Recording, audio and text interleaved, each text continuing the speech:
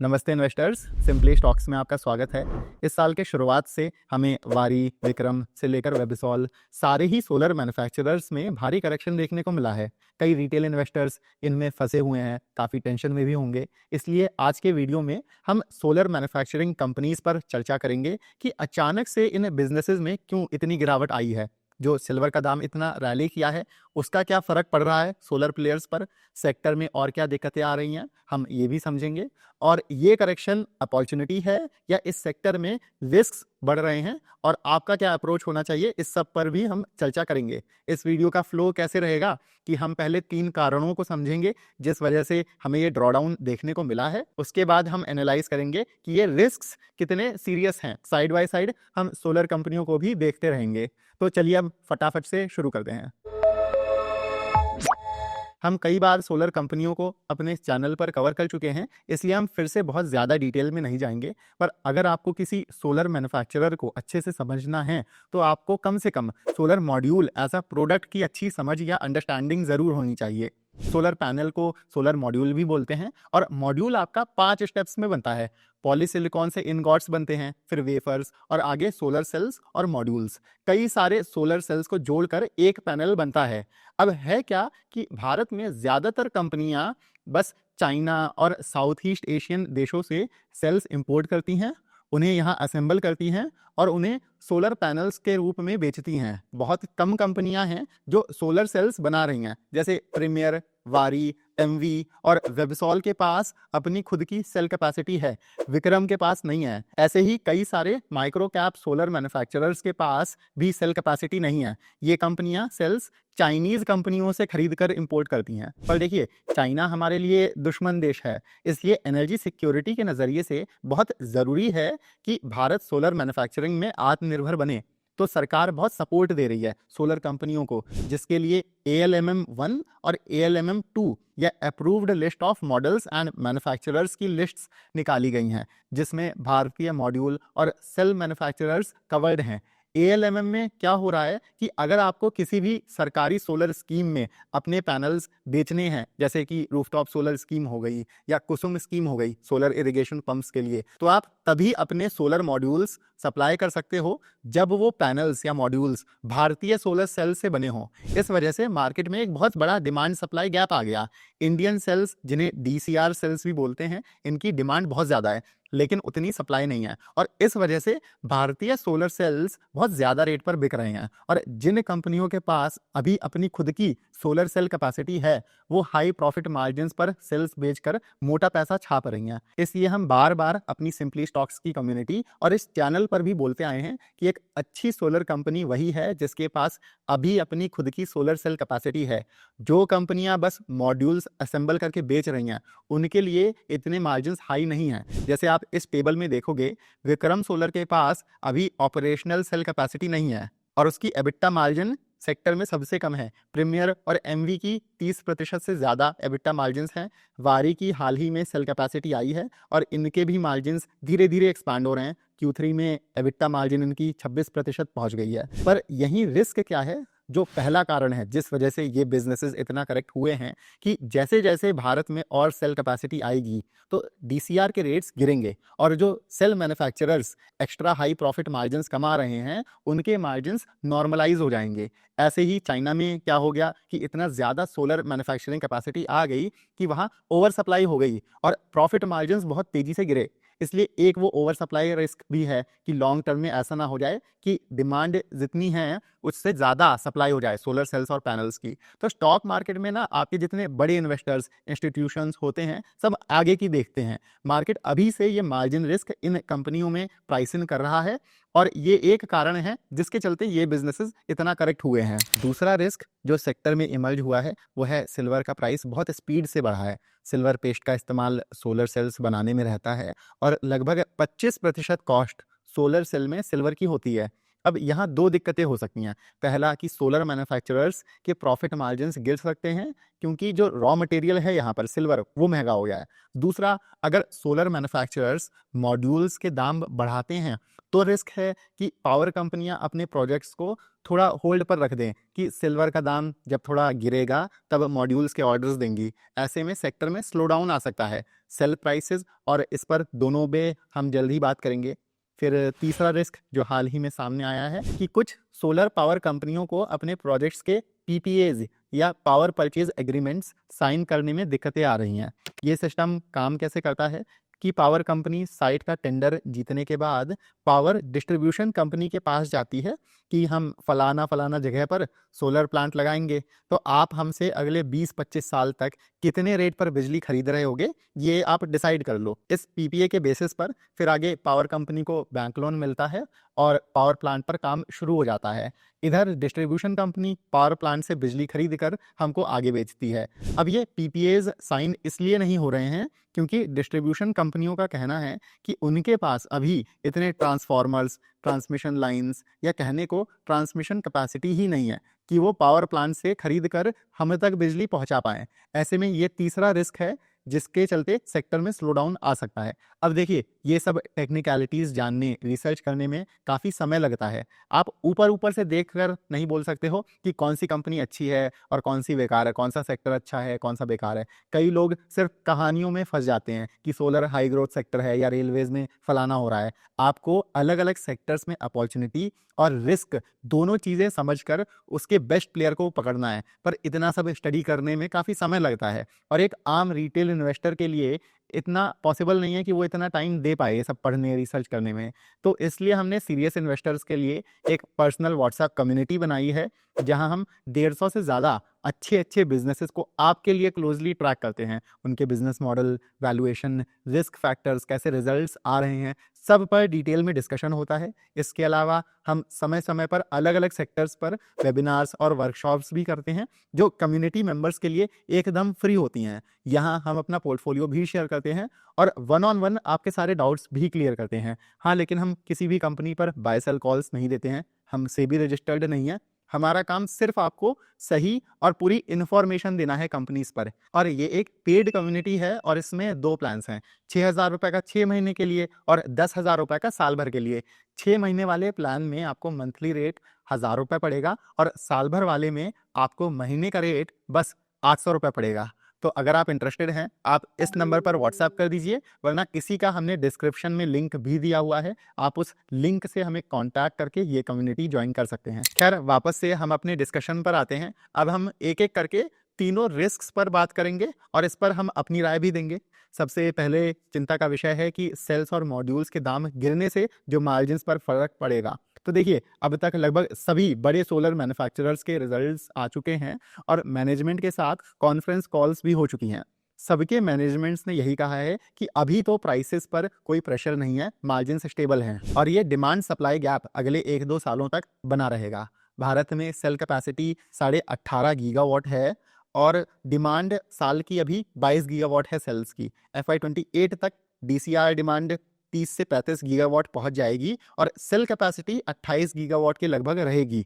इसमें इंटरेस्टिंग चीज़ क्या है, और आप ध्यान से सुनिएगा, जो हम आपको 18.5 गीगावाट या 28 गीगावाट कैपेसिटी के अंदाजे दे रहे हैं वो इंस्टॉल्ड कैपेसिटी है। एक्चुअल जो कैपेसिटी है, जिसे इफेक्टिव कैपेसिटी बोलते हैं, वो और कम रहेगी। इसके दो कारण हैं।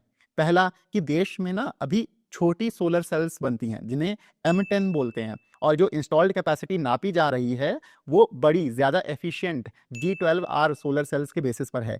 आसान भाषा में समझें, जो इंस्टॉल्ड कैपेसिटी है वो बस नाम भर की है। अभी उतने एफिशिएंट और उतने बड़े सेल्स भारत में इतनी ज़्यादा मात्रा में बन ही नहीं रहे हैं। जो ट्रू इफेक्टिव मैन्युफैक्चरिंग कैपेसिटी है वो 2-3 साल कम ही रहेगी। तो कंपनियों को यही M10 से G12R ट्रांजिशन में समय लग सकता है।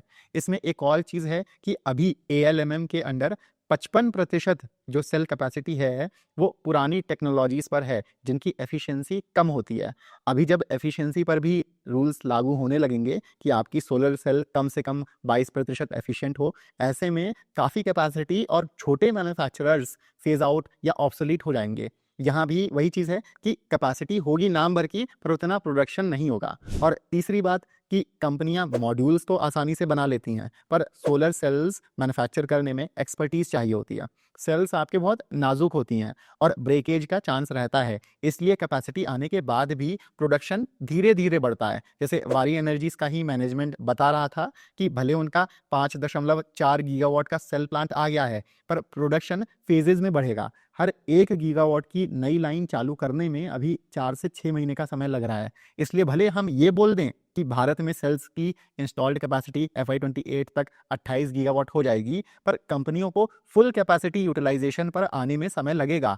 माने कि 28 गीगावाट कैपेसिटी हो तो जाएगी, पर सेल मैन्युफैक्चरर्स 28 गीगावाट हर साल प्रोड्यूस ही नहीं कर पाएंगे। डिमांड सप्लाई गैप फिर भी बना रहेगा। हम ये नहीं कह रहे हैं कि सेल मैन्युफैक्चरर्स के मार्जिन्स हमेशा इतने अच्छे रहेंगे, पर हाँ, ये एक अच्छी शॉर्ट टर्म साइकिल है जिसमें कुछ सेल मैन्युफैक्चरर्स हाई मार्जिन्स पर रहकर मोटा पैसा छाप रहे हैं और वो पैसा ये बाकी बिजनेसेस में एक्सपांड करने में इस्तेमाल कर सकते हैं। इसलिए हम फिर से एम्फेसाइज करेंगे कि अच्छी सोलर कंपनी वही है जिसके पास अभी अपनी खुद की सेल कैपेसिटी है। ये नहीं कि अगले साल कैपेसिटी आएगी या उसके अगले साल, तब क्या मार्जिन्स कैसे होंगे क्या पता, कुछ नहीं पता। अभी सोलर सेल कैपेसिटी है कि नहीं, क्योंकि भारत में बहुत स्पीड से कंपनियां एक्सपैंड कर रही हैं और अब मॉड्यूल्स में ज़्यादा प्रॉफिट मार्जिन्स रह नहीं गए हैं क्योंकि इतने सारे नए प्लेयर्स एंटर कर चुके हैं। मॉड्यूल्स के दाम लगातार गिरते आए हैं और जैसे जैसे और कैपेसिटी आएगी यहाँ प्राइसेस और मार्जिन्स और गिरेंगे। ये सेक्टर आपका कमोडिटाइज हो रहा है एक तरीके से। कमोडिटाइज माने कि सब कंपनियों के पास टेक्नोलॉजी है, सारे प्लेयर्स एक जैसे प्रोडक्ट्स बना रहे हैं। ऐसा नहीं है कि वारी अपना पैनल प्रीमियर से महंगे दाम पर बेच के ज्यादा प्रॉफिट कमा लेगा। शॉर्ट से मीडियम टर्म में सिर्फ वो प्लेयर्स ज्यादा अच्छा करेंगे जो तेजी से मैन्युफैक्चरिंग चेन में पीछे आते जाएं, कि मॉड्यूल्स बना रहे थे अब सेल्स बनाने लगे और अगले साल या उसके अगले साल इनगॉट्स और वेफर्स भी बनाने लगे। सेल्स में भी मार्जिन्स नॉर्मलाइज हो जाएंगे, फिर आपके इनगॉट्स और वेफर्स हाई मार्जिन प्रोडक्ट्स हो जाएंगे। ऐसे में कई सारे प्लेयर्स जिनके पास खुद की सेल कैपेसिटी नहीं है उनका तो कुछ भी नहीं होना है, वो अपने इन्वेस्टर्स का बस लॉस कराएंगे। यहाँ अब वही प्लेयर्स का चांस रहेगा जो इंटीग्रेटेड हैं और जिनके पास खुद की अपनी सेल कैपेसिटी है ऑलरेडी। वो यहाँ से पैसे कमाकर अन्य सेगमेंट्स में एंटर करने के लिए या इनगॉट्स और वेफर्स में बैकवर्ड इंटीग्रेशन के लिए इस्तेमाल कर सकते हैं। जैसे उदाहरण के लिए वारी एनर्जीज इनगॉट्स वेफर्स से लेकर BESS पूरे सोलर वैल्यू चेन में अपनी प्रेजेंस बिल्ड कर रहा है। हम बाकी सेक्टर्स में देखते हैं कि छोटा प्लेयर तेज ग्रो कर रहा होता है, पर सोलर मैन्युफैक्चरिंग एक अलग इंटरेस्टिंग सेगमेंट है या सेक्टर है जहां पर एडवांटेज बड़े प्लेयर्स के पास है कि वो मोटा केपेक्स करके तेजी से अन्य सेगमेंट्स में एक्सपैंड कर सकते हैं या बैकवर्ड इंटीग्रेशन कर सकते हैं वेफर्स और इनगॉट्स में, तो वहां इनके प्रॉफिट मार्जिन्स अच्छे बने रहेंगे। इसलिए पर्सनली हम विक्रम सोलर को लेकर इतना ऑप्टिमिस्टिक नहीं हैं। इनके पास अभी खुद की सोलर सेल कैपेसिटी नहीं है, जैसे कि हमने आपको बताया था। इनकी H2 FY 27 में सेल लाइन चालू होगी और फिर प्रोडक्शन बढ़ाते बढ़ाते H1 FY 28 निकल जाएगा। तब मार्जिन्स सेल प्राइसेस कहाँ कैसे होंगे किसी को खबर नहीं है। MV के पास अभी 2.94 गीगावाट की सेल कैपेसिटी है जिसका धीरे धीरे प्रोडक्शन बढ़ रहा है, पर जो इनकी अगली कैपेसिटी है वो FY 28 तक आएगी। इनका Q3 में 412 मेगावाट का सेल प्रोडक्शन था। प्रीमियर की अभी H1 FY 27 में और 7 गीगावाट कैपेसिटी आएगी। वो हमें देखना होगा कि कंपनी कितना तेजी से वहाँ प्रोडक्शन बढ़ा पाती है। पर्सनली हम वारी पर सबसे ज़्यादा बुलिश हैं क्योंकि इन्होंने अपना प्रोडक्शन तेजी से बढ़ाया है। आप इस टेबल में देखोगे कि Q3 में सबसे ज़्यादा सेल प्रोडक्शन वारी एनर्जीज़ का था। इनके रिजल्ट्स भी काफ़ी अच्छे आए हैं। सेल्स और प्रॉफिट्स पिछले साल से डबल से भी ज़्यादा हो गए हैं। जब ये वीडियो शूट हो रहा था तब तक वेबसॉल के रिजल्ट्स नहीं आए थे, पर यहाँ ट्रिगर क्या है कि इनकी 600 मेगावाट की सेल लाइन अभी हाल ही में चालू हुई है।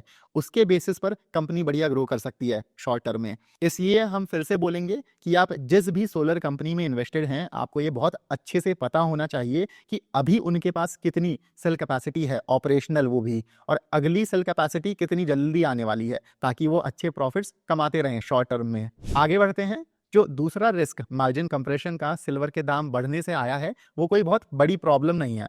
कुछ सोलर मैन्युफैक्चरर्स ऑर्डर्स के कॉन्ट्रैक्ट्स में पास थ्रू रखने लगे हैं कि इधर सिल्वर या एल्यूमिनियम का रेट बढ़ा उधर ऑर्डर का भी अमाउंट बढ़ जाएगा।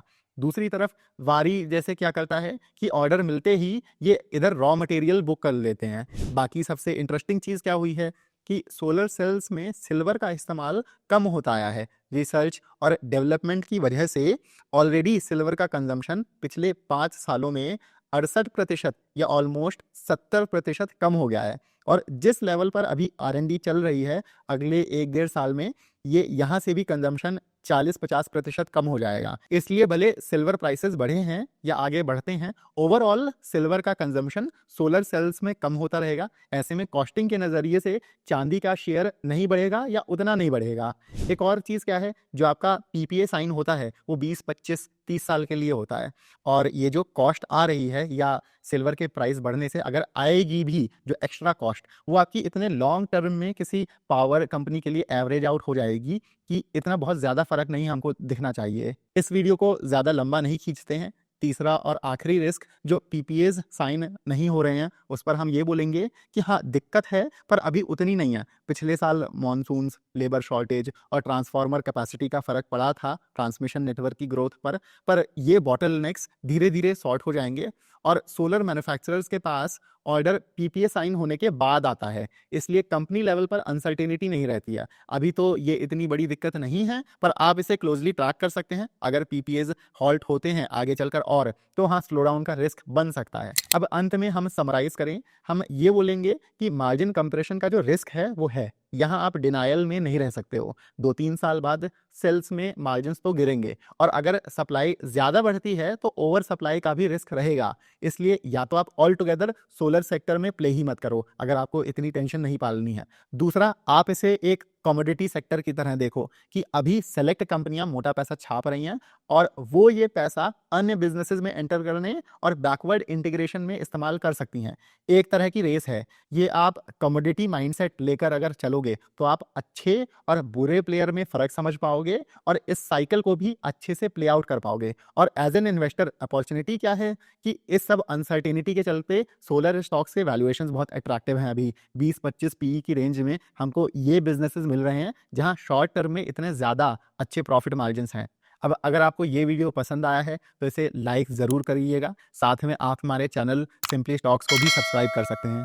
आप हमें अपने लाइक्स और इस चैनल को सब्सक्राइब करके सपोर्ट करोगे तो हमें और मोटिवेशन मिलेगी और हम आपके लिए ऐसे और अच्छे अच्छे एनालिसिस हर हफ्ते ला पाएंगे। मिलते हैं हम आपसे अगले वीडियो में। Happy investing.